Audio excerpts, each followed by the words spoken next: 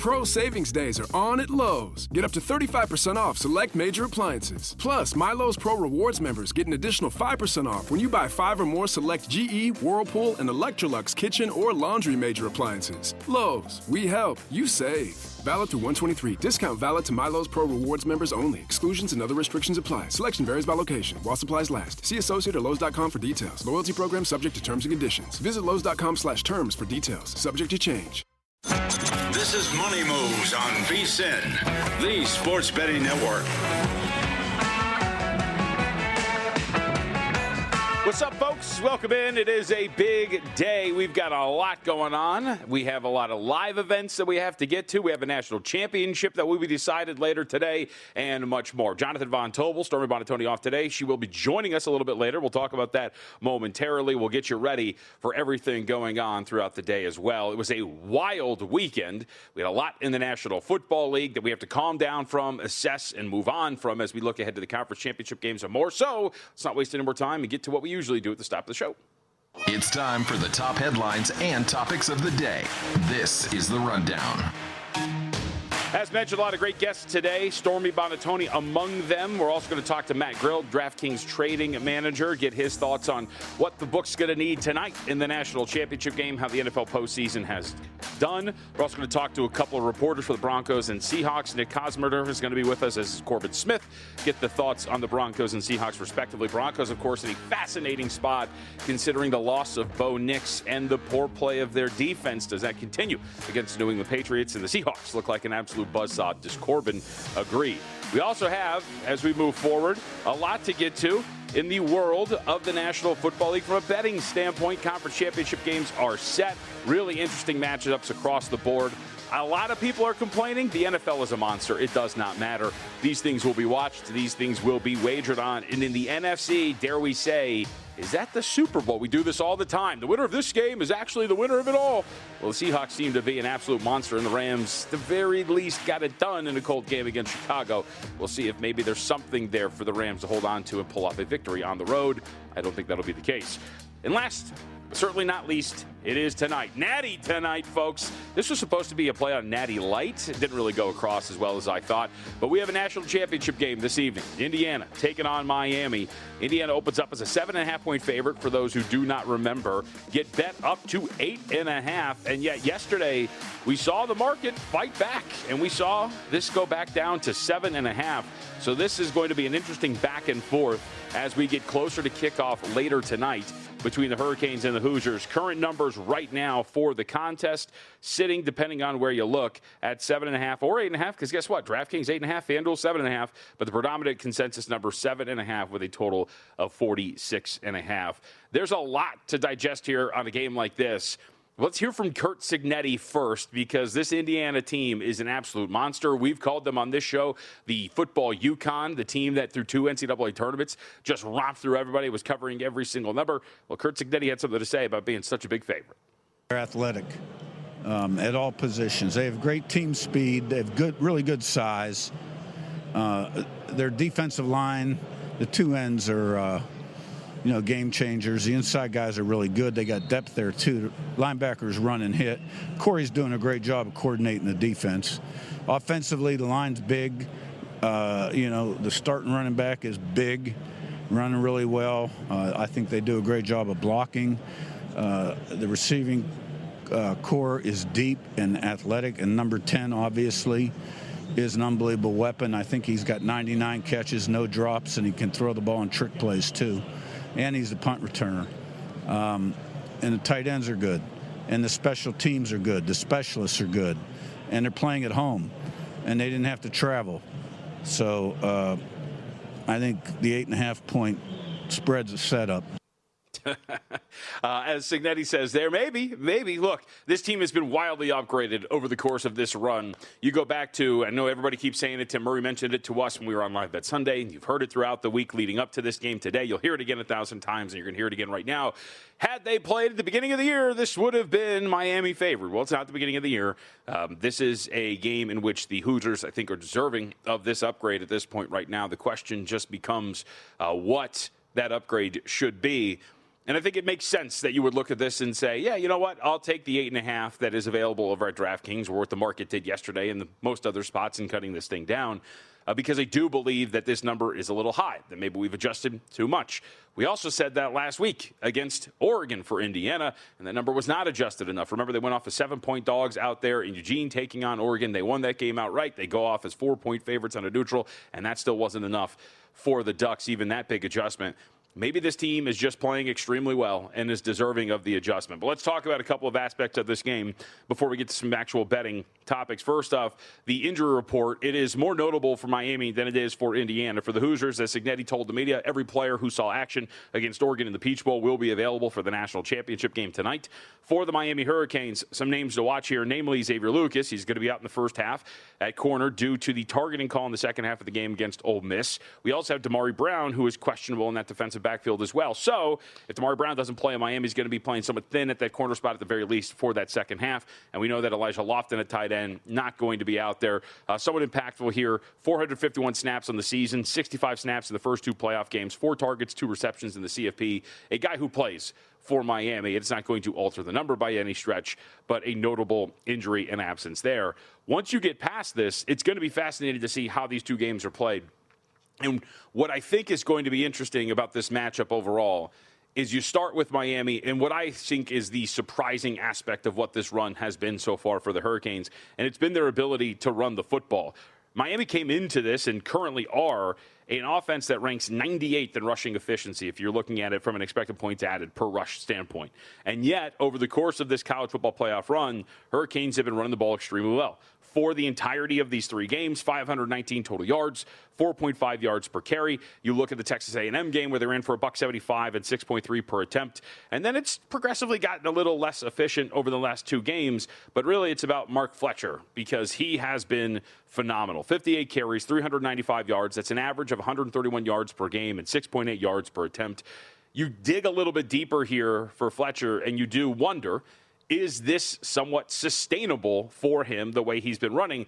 Because if you look at some of the other metrics for him in terms of his profile, how he's run the ball here in the college football playoff, he's got 15 runs of 10 or more yards in these 3 games. He's got 14 missed tackles forced. He's averaging 4.5 yards per carry after contact. This is incredible what he's been able to do. And now tonight, you get the 23rd ranked rushing defense in the in the country. We'll get to the National Football League. I'm excited about it. 25th in opponent rush success rate. The season, Indiana's allowed 3 yards per carry, less than 80 yards per game on the ground, and they have not allowed a single 100-yard rusher since the Old Dominion game, obviously, at the beginning of the season. So this is going to be an incredible matchup, this running offense versus this run defense, and what's going to give. And then by extension, what you get from Carson Beck tonight is going to be incredible as well. He's been fine on the surface, but really has not been explosive. Has not been a game changer by any stretch in the 3 games that we have seen Miami play up to this point. 66.7% completion is good, but only 6.1 yards per attempt, an average depth of target of just 8.5 yards downfield for Carson Beck. 4 touchdowns to 1 interception and a turnover-worthy play rate of 0.9%. That's fine. The turnover-worthy play rate is actually phenomenal. He's not putting the ball in danger. But there is no explosiveness to this Miami offense outside of some catch-and-run opportunities that have been generated. How about this stat for Carson Beck so far in the college football playoff? He's attempted 11 passes of 20 or more yards downfield. He's completed 1 of them for 57 yards. It was a touchdown, and that's it. So Beck has not really been able to generate anything explosive through the air outside of some short targets and having his receivers do the rest of the work. This matters in a game like this. For all of the things that we know about Indiana, how dominant they've been, how great they have been, if you look for that chink in the armor, it is one thing and one thing only. It is the ability to generate explosives against the Indiana Hoosiers. 28th percentile in opponent explosive pass play rate, 28th percentile in overall opponent explosive play rate as well. You can generate some big plays against this Indiana defense. They do a very good job of masking that with a very high havoc rate. For those who don't know, it's how often a defense creates a disruptive play. So we're talking tackles for loss, sacks, forced fumbles, interceptions, pass breakups. The Hoosiers have been really great in that regard, but you do wonder if Miami is going to be able to generate this. But there has been a really good matchup here, and it's on the sidelines. It is going to be Signetti, and it's going to be Mario Cristobal as well. Cristobal, I think, has done a very good job. And speaking of Carson Beck, Cristobal has been lauding his quarterback's performance. Here he was talking about his ability to lead this team to a win. I'm a big believer of Carson Beck, and like him, our entire team on November 1st, 2025 did not have very much positive energy surrounding them. And I think Carson Beck epitomizes the ability to take an adverse situation and turn it into something not only positive, but something that helps one grow and endure and become a stronger and better version of themselves. I think he's the most experienced player in the college football playoffs. This is a very interesting quarterback matchup because one would assume that the ice, to use a hockey term, is tilted in one direction with Fernando Mendoza, given the way that he has played. And that is going to be, I think, really what will set the difference here is how these two play. Mendoza was great against Oregon. A lot of tight window throws, putting the ball where only his receivers could get them. I don't even think Oregon was giving up a ton of open looks or anything like that. Mendoza was just in a different area right now. We know the stat. We know he's got more touchdowns than incompletions at this point right now. But this pass rush, and we'll have more on this later as we cover this as much as we possibly can as we get closer to the national championship game. But that is going to be big, is whether or not Indiana is going to be able to keep Fernando Mendoza clean and if Mendoza is going to be able to continue to play at such a high level. He has not been pressured a lot throughout the course of this season, just a 29.6% pressure rate. And he has not played particularly well when pressured either, just completing 50% of his passes. Humans always says, and it's a great point, well, what quarterback does play well under pressure? This might be a little bit different when you're talking about Miami and their ability to rush the passer as well. So very much looking forward to tonight. We'll have ways to bet this coming up a little bit later. I was texting with Stormy, who's going to be with us later in the program as well, coming up in about 45 minutes, about some unique ways to handle this. And, by the way, unique ways to handle if you've got Miami in terms of hedging. I don't know if there's many opportunities for you, especially with a minus 325 on the money line for Indiana, but I think there are some ways that you can get creative with the way of getting out or getting part of this national championship ticket that you or we have. All right, let's take a break here. When we come back, we'll get to the National Football League. We had coaching news. We have to get to the new hirings. We have to get to some of the matchups in the weekend that was as well. So don't go anywhere. It's Money Moves here on VSiN, the Sports Betting Network.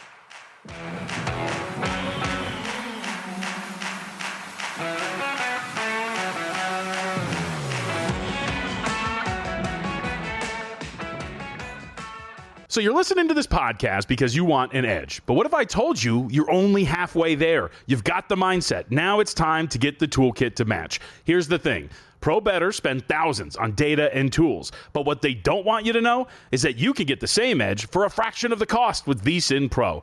VSiN Pro gives you access to expert picks, public betting data, prop projections, powerful tools, analytics, and more. Just tap the link in the description and see why thousands of bettors are already using VSiN Pro to cash more bets. Okay, I have to tell you, I was just looking on eBay where I go for all kinds of things I love, and there it was. That hologram trading card. One of the rarest, the last one I needed for my set. Shiny like the designer handbag of my dreams. One of a kind. eBay had it, and now everyone's asking, ooh, where'd you get your windshield wipers? eBay has all the parts that fit my car. No more annoying, just beautiful. Millions of finds, each with a story. eBay, things people love. Lowe's knows how to turn big plans into real results. Whether it's new appliances or a home refresh, get started with 12-month special financing on purchases of $299 or more with a MyLowe's Rewards credit card, January 15th through the 30th. So you can invest in your upgrade now and pay over time. Lowe's, we help, you save. Offer subject to credit approval and cannot be combined. Minimum monthly payment required. See store or Lowe's.com for details.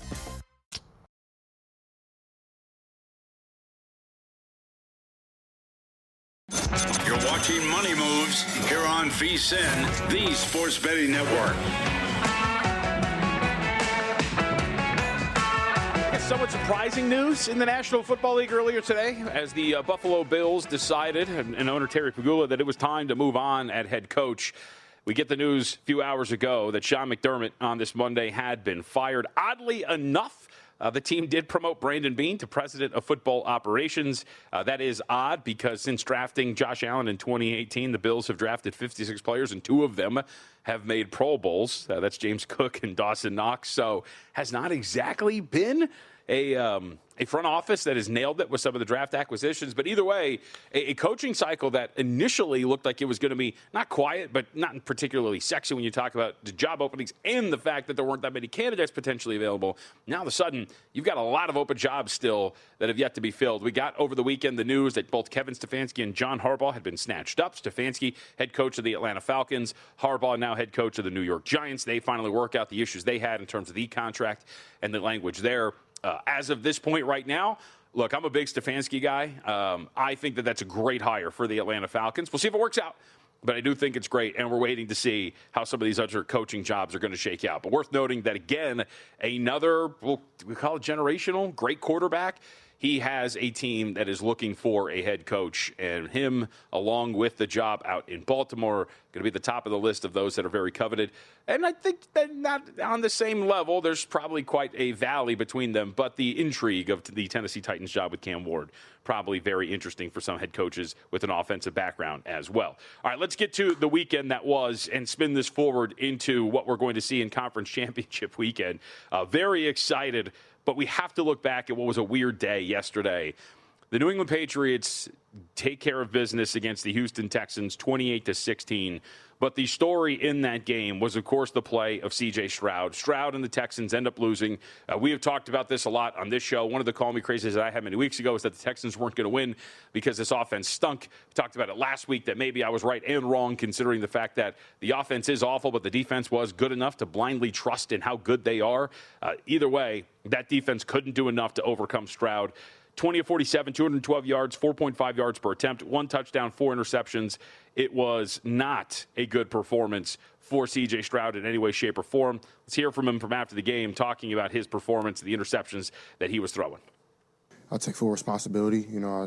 Something I'm going to learn from is just, ball security is everything, especially, the way our defense has played all year.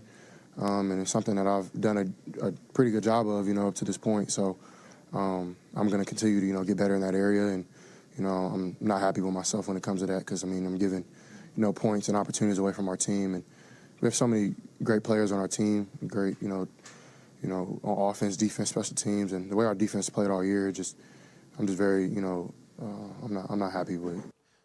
That becomes one of the bigger storylines now for the National Football League as you move forward. C.J. Stroud a couple of years ago looked like a cinch to be a franchise quarterback for the Houston Texans, but he has statistically regressed. He is starting to turn the ball over. He's nowhere near as impactful as he was to start his career, and still on his rookie contract. The question now becomes, do you extend him? What do you do with him?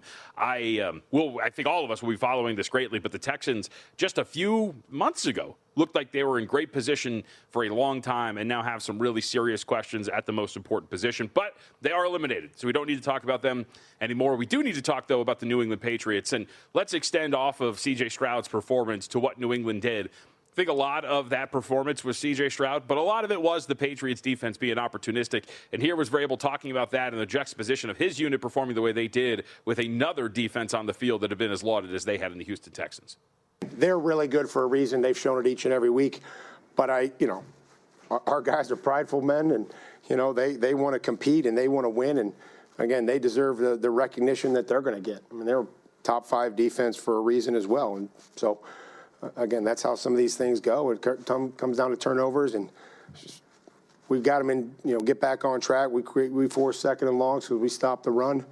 And I'm proud of each and every guy in there. Now they move on to take on the Denver Broncos. Obviously, Bo Nix not going to be available. That was a really surreal moment after that game. I didn't think it was real. I thought the Sean Payton clip of him in the press conference was AI, to be quite honest with you, because it happened so quickly, and he was already talking about scheduling surgeries for Bo Nix. But we move on. The Patriots sitting about a 5.5, 5-point favorite. Total's 41.5.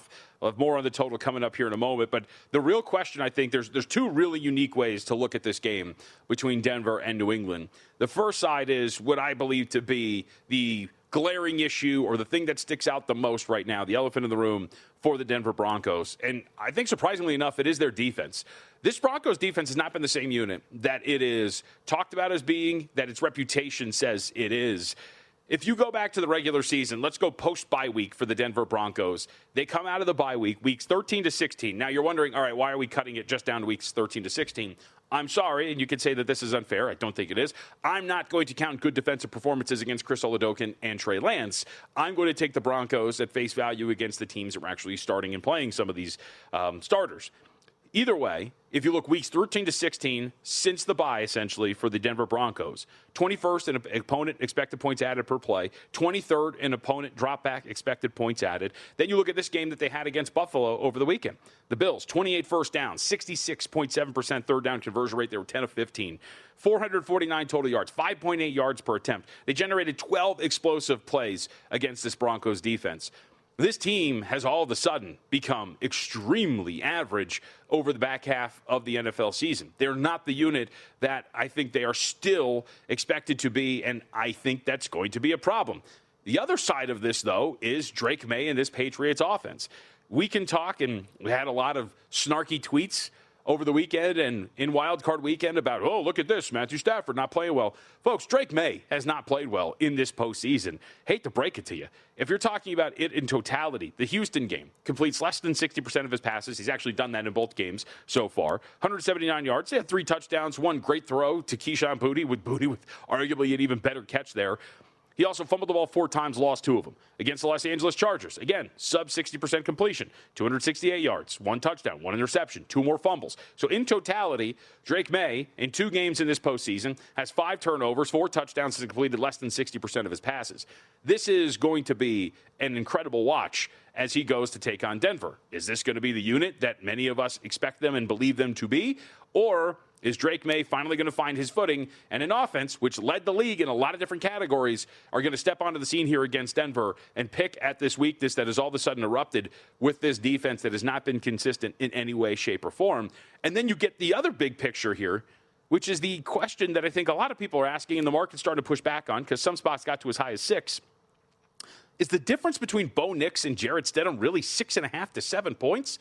That seems extreme at this point right now for those two. I understand that Bo Nix adds a dynamic to this offense that maybe he should get more credit for. He is a good athlete. He can extend plays with his legs when the first read is not there. We can talk about his ability to make it happen both on the ground and by making it up on the go and finding guys downfield for some explosives.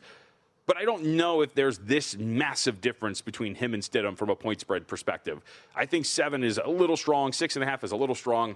So I would not be surprised if maybe we get a little bit more of a pushback here. 5.5 is, of course, as we always say, the dead number. Every time we say it, an angel gets its wings. But I do think that we'll probably get this thing to get knocked down a little bit here at some point by the time we get closer. It seems like a very strong overreaction to the difference between Nix and Stidham. Now, the other NFC Championship game, that is going to be absolutely great. Seattle Seahawks taking on the Los Angeles Rams, 3rd meeting between the two. We get the opener of Seahawks as a 2.5-point favorite with a total of 47. Pretty much standing there right now, juiced to 2.5s or 3s, depending on where you look, with a total of 47.5. And this is pretty much where we're going to be this entire time.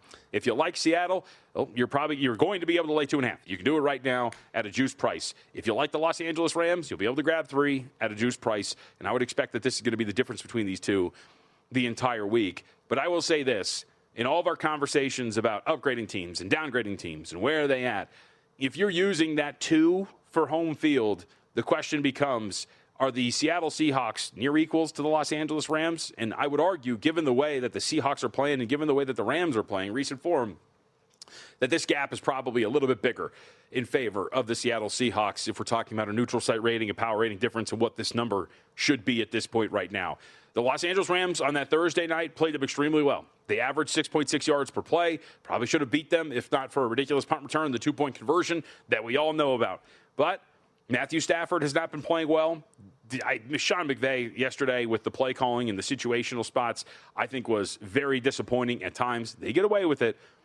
But I do think Seattle, in terms of their current form, and the fact that Sam Darnold all of a sudden, I mean, how about that? We're talking about this oblique injury. We're talking about how this might look awful. Is he even going to play? He hasn't thrown for 2 days. He looks fine. They drop 40 points. And, of course, they go out there and stomp the 49ers. I do think that this is going to be something where I like this for the Seahawks team, and I think it might be a comfortable victory for them as well. and they'll make it to the Super Bowl. And Big Game 60 is around the corner, so make sure you get a big deal to match with it. Save $60 off a VSiN Pro annual subscription. Sign up using the promo code MONEY. It includes everything we do, the daily best bets, DraftKings Circa, betting splits, AI-powered prop tools, and more. Go to VSiN.com/subscribe. Promo code MONEY. Save $60 off a VSiN Pro annual subscription today. VSIN.com/subscribe. Promo code MONEY.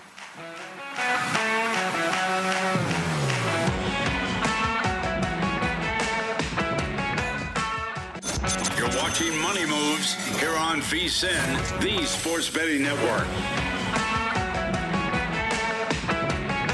National Championship Game is approaching. We've got a good one tonight between Indiana and Miami. We've covered it from a handicapping perspective. Let's get the bookmakers' view on what's going to happen tonight in Miami. And we welcome in Matt Grill, who is with us, and nice enough to give us a couple of minutes on what I'm sure is a busy day, trading manager at DK. Matt, it's good to talk to you, buddy. So let's just start with the nuts and the bolts. What's the number you guys have up here for Indiana, and where do you expect this might go by the time we get to kickoff tonight? Yeah, hey, JVT, the long 10-day wait is over. The game is finally here. Excited about that tonight with a really good match here between Miami and Indiana. Of course, at Hard Rock Stadium, Miami's home stadium. So we'll kind of see how that plays into things. I'm sure Michael Irvin and all the former U players will have a pretty big presence on the sideline, which will be fun. But, yeah, we just moved this line from 8.5 minus 105. We're down to minus 7.5 minus 115 now on Indiana.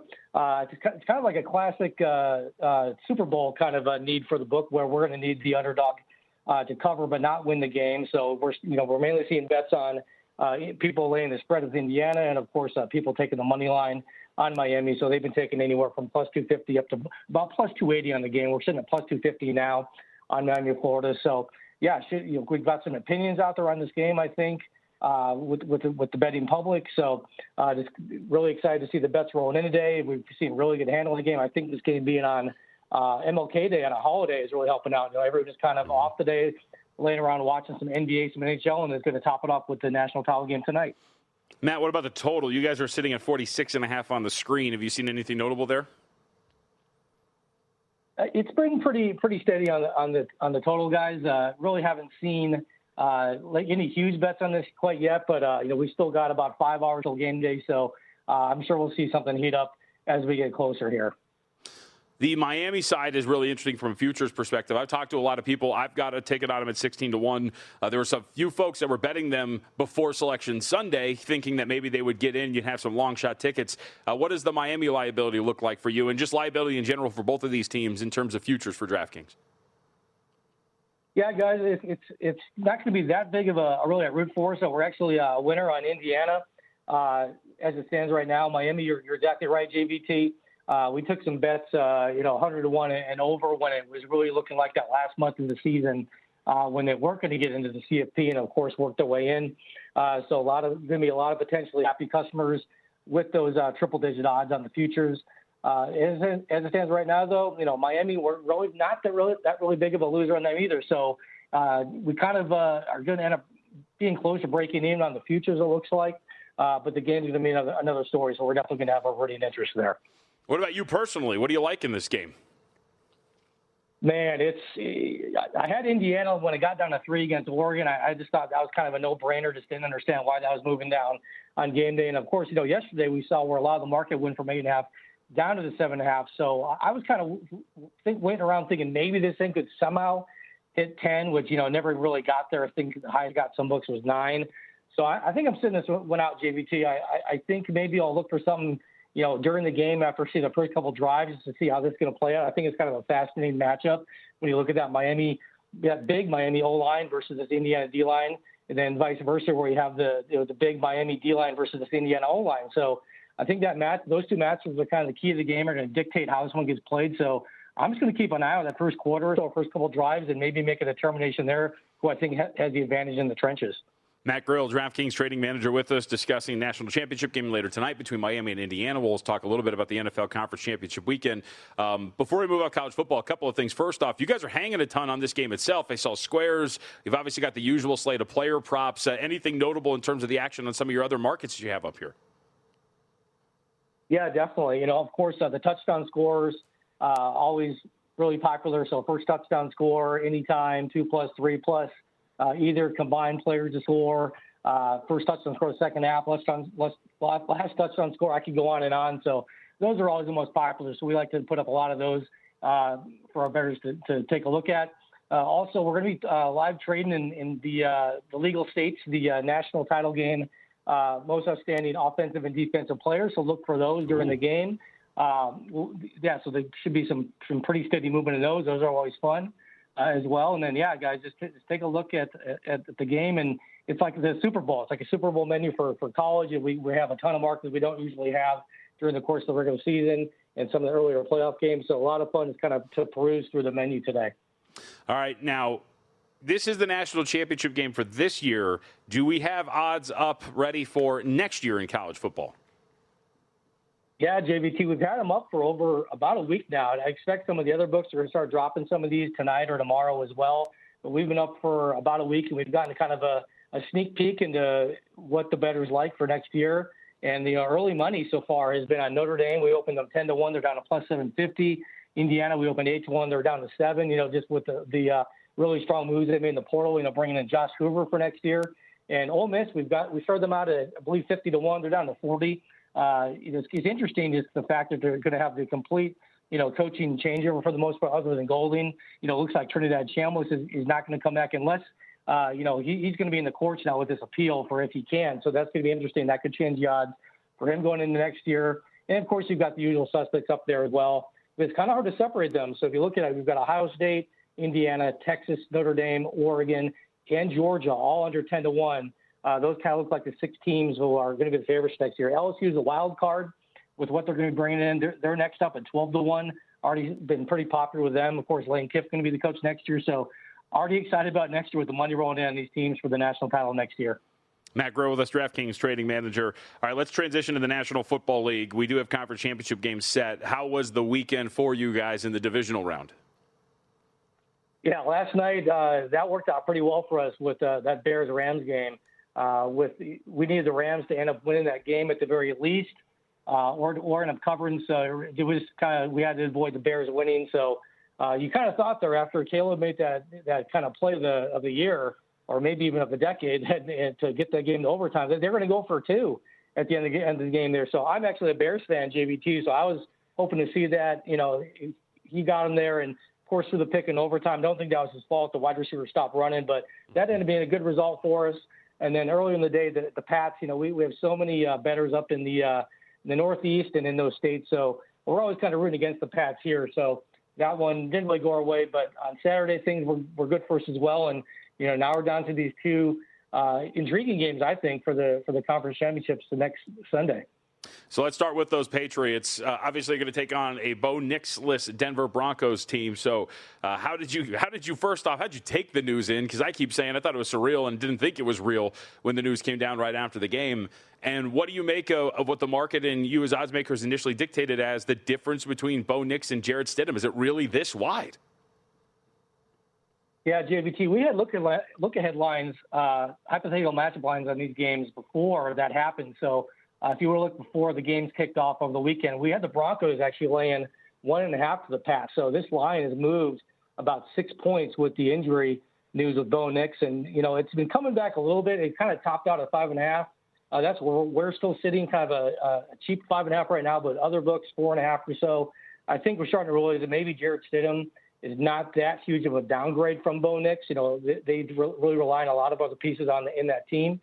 So we'll see what this line ends up doing come Sunday, but it's already been ticking down over the last 24 hours or so. What about the total? Where did you guys open up for this total? Because I thought it wasn't your shop, but there was one shop that hung a look-ahead total in the range of 35.5. Oh, man, I did not see that one, JVT. Yeah. But we opened 40.5, up to 41.5 now, just over that little bit of a key number.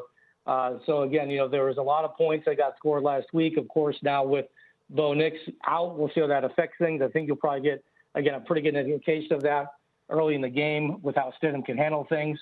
So I think it's going to stay right around that number. Maybe it comes back down under that 41 to 40.5, kind of depending on the weather and the wind that day. So there's something to keep an eye on there as well. All right, and last but certainly not least, a lot of people saying a Super Bowl winner is going to come out of this one. NFC Championship Game, round 3 for Seahawks and Rams. It's been tight. What has been the action early on for this one? Yeah, 2 great regular season games. And I think this number is spot on at the 2.5, minus 120. A couple books hitting at 3. I could see maybe getting there too as well later in the week at a couple more shops. The Seahawks have just looked so good thus far. I think they actually should have probably won that first game in LA. Probably should have been reversed the way those two games went for both teams. But again, you're right. This is probably, they're going to be the big Super Bowl favorite, the winner of this game. The NFC, I think right now we have a minus 220 versus the AFC. You can bet that currently. But yeah, looking forward to this one as well up in Seattle. All right, Matt, we're up against it. We appreciate it. Thank you very much, sir. Good luck going forward. All right, we'll talk again soon. Thanks, JBT. Got it. Again, Matt Grill, DraftKings Trading Manager, getting the DK perspective on these early games and Conference Championship weekend. Yeah, the total for Denver and New England we'll talk more about a little bit later in the program, but already up quite a bit from just today even. By the way, a little bit of breaking news, not wildly impactful, but the Lions are working to finalize a deal to hire former Cardinals offensive coordinator Drew Petzing as their next OC. So the Lions have their guy. All right, let's take a break, and when we come back, let us get the really small, the eyes on the ground look at what's going to happen with those Denver Broncos as Nick Kosmider is going to join us next.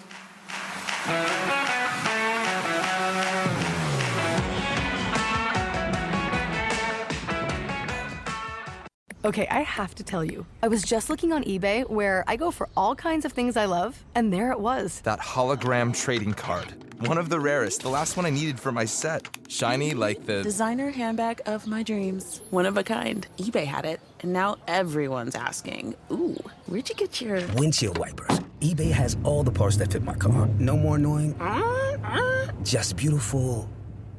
Millions of finds, each with a story. eBay. Things people love. Lowe's knows how to turn big plans into real results. Whether it's new appliances or a home refresh, get started with 12-month special financing on purchases of $299 or more with a MyLowe's Rewards credit card, January 15th through the 30th. So you can invest in your upgrade now and pay over time. Lowe's, we help, you save. Offer subject to credit approval and cannot be combined. Minimum monthly payment required. See store or Lowe's.com for details.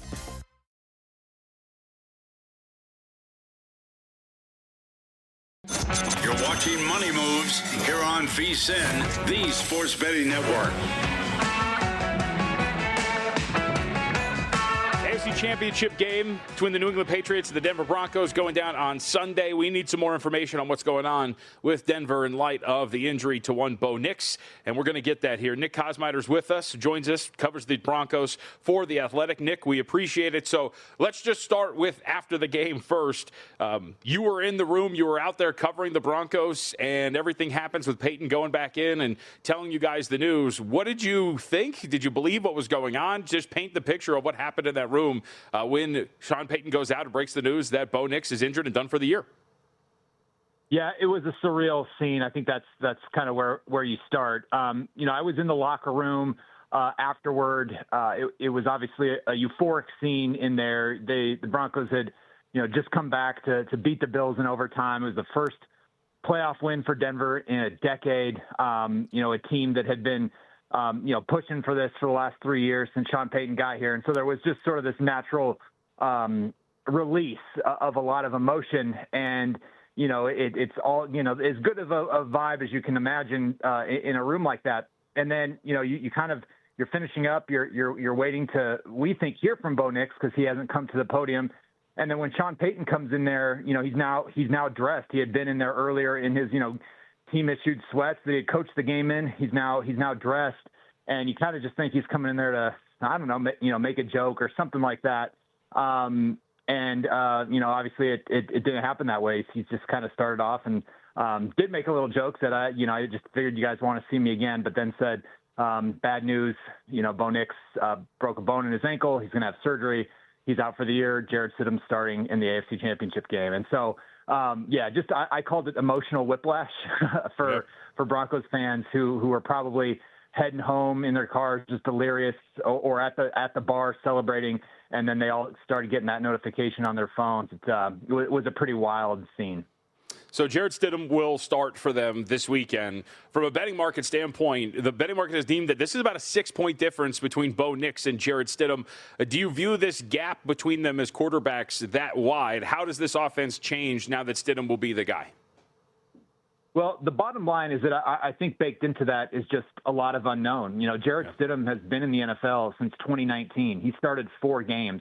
All 4 of those games came in the final 2 weeks of a season, games that didn't really have any material meaning for any of the teams playing in them, given the relative to the playoff picture, and has obviously never started a postseason game. And so, inside this building for the last 3 years, he's been a beloved figure, and he had his best summer by far as a pro this year with the Broncos, both in training camp and then was nearly perfect in the preseason. There's a tremendous amount of faith internally in who Stidham is and what he can do. But the bottom line is we just have never seen him play in a game of this magnitude. And so I think that's where some of certainly the external certainty lies. As far as what's going to be different, he does have mobility. Nix is a unique athlete. Not a lot of quarterbacks in the league are as fast as Bo is, but Jarrett Stidham was one of the top dual threat prospects when he came out of high school in 2015 out in Stephenville, Texas. And so he certainly has that. We saw it quite a bit actually in the preseason this year. So I don't know that it's going to be entirely different. And really, you can't change all of what you do, midstream 18 games into a season. So it's going to look similar to how the Broncos operate. I think some of the key questions will be, can they protect as well? Having a different quarterback in there who, is maybe going to see things a little bit differently. His escape hatches might be a little bit different. So they're going to have to kind of really figure out this week, what he likes, how he's comfortable, and then adjust to that. Nick Kosmider with us, Broncos beat reporter for The Athletic. The other part of this, maybe lost because of the magnitude of the Nix injury, this is kind of a beat-up wide receiver room, is it not? I know it's early in the week, but what's some of the status of some of these pass catchers for Denver? Yeah, that's the other thing, too. The Broncos suffered some pretty significant injuries in that game against Buffalo early on. Pat Bryant caught 3 passes on his first 3 snaps, so it was clearly going to be a huge part of that game plan, and then got knocked out with a concussion. The second one, unfortunately, that he has suffered in the last month. So, we'll see there. And then Troy Franklin, early in the second quarter, suffered a hamstring injury. He's been Denver's number 2 receiver for most of this season. Hamstring injuries obviously can be tough. So, we don't know yet. Sean Payton didn't kind of divulge any information injury-wise when we talked to him on Sunday morning on a conference call. So we'll have to wait until we get out there Wednesday to see what's what. One big thing to watch, though, is the Broncos are opening the 21-day return-to-action window for J.K. Dobbins, who has been on the injured reserve since suffering a Liz Frank foot injury in early November. So whether he'll play or not, whether he'll be available or not, I think probably still too early to tell. We have not seen him practice he has not practiced since that injury. He did a little bit of work on a side field last week. That was the first time we had seen him out on the field since his injury. So that's a big one to watch, because if he's able to somehow come back and give them something, that would go a long way toward helping support Stidham. On the other side, Denver defensively, it was curious your thoughts as you've been covering this team. We've been harping here on this show the fact that since the bye week, outside of the 2 games against the 2 backups to end the year, this Denver defense really hasn't looked the same.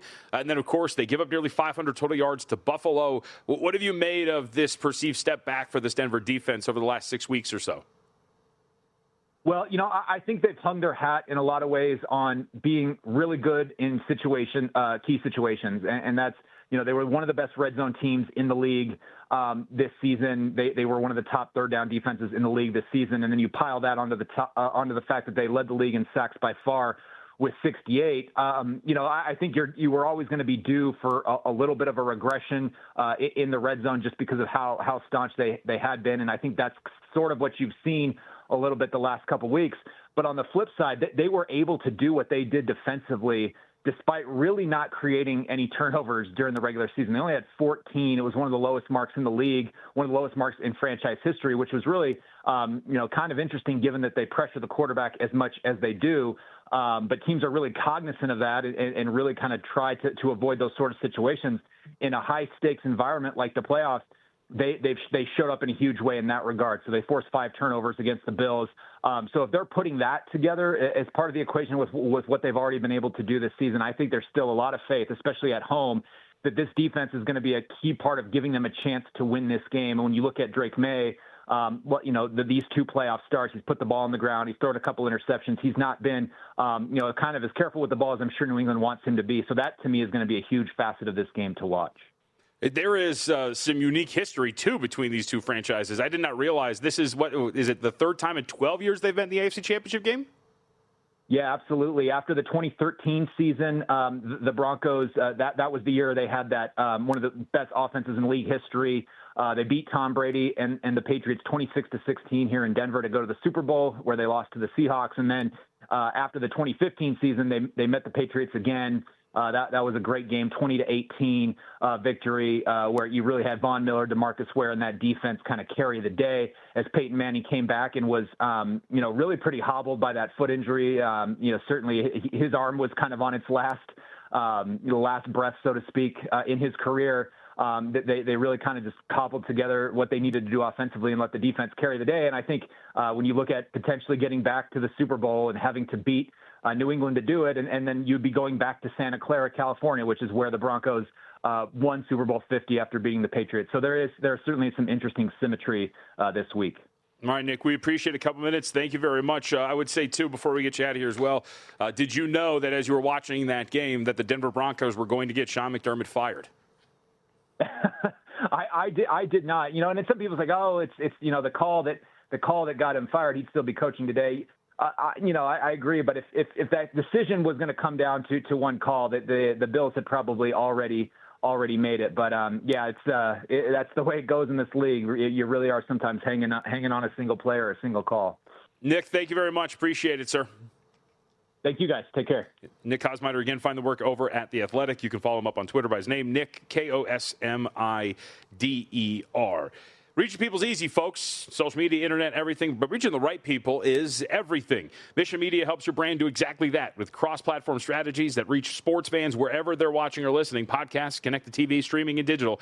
And because Mission Media is the exclusive advertising partner for VSiN, you can get access to one of the most loyal, engaged, bet-ready audiences in the country. People respond, engage, and convert. Get started at vsin.com/advertise or email advertising@vsin.com. The Knicks thing is always going to hang over this and what's happening at quarterback. I will say it is interesting to hear the second that this happens, a lot coming out of Denver of that, hey, look, Sean Payton really wanted Stidham. Stidham's been his guy. As Nick just mentioned there, it was a very strong summer for Stidham as well.